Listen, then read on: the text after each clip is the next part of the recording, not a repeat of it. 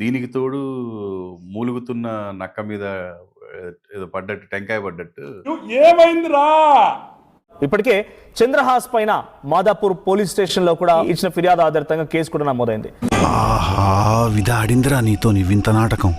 నీకే పోలీస్ స్టేషన్లో, నాకే పోలీస్ స్టేషన్ ఉండవా? నేను ఆల్రెడీ మాట్లాడుతున్నా లాయర్లతో. నీకే లాయర్ ఉంటారా? నాకు లాయర్లు ఉంటారా? ఎవరు లాయర్? సతీష్ సార్. నీ కోర్టుకు వచ్చేటప్పుడు ఏం మాట్లాడారు చెప్పేదిలే. గుంజి గుంజి గూ అని పచ్చి బూతులు పాడాడు. నా జోలికి రాకండి, పగిలిపోద్ది వస్తే.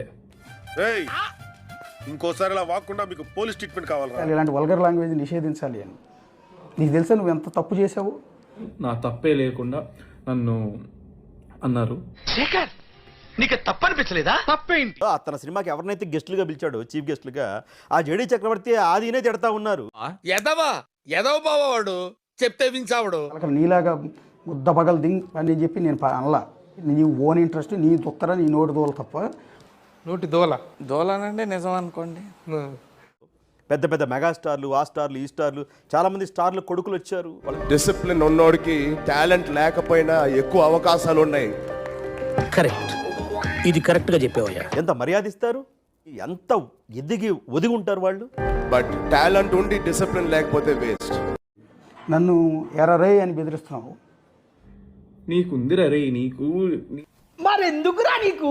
నీ వయసు ఎంత, నీ అనుభవం ఎంత? ఇది పిచ్చి యాటిట్యూడ్ ఏమో. అంటే నాకు పిచ్చా? అవును, క్లియర్ గా ఉందిగా. నువ్వు నన్ను బెదిరిస్తావా? నేను మీడియాలోకి వచ్చినప్పుడు నువ్వు డైపర్లు వేసుకుంటూ తిరుగుతూ ఉండుంటావు.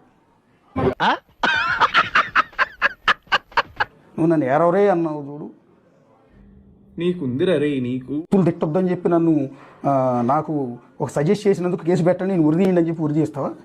ముద్దాయికి ఉరి శిక్ష విధించడమైనది. అయిపోయాడు.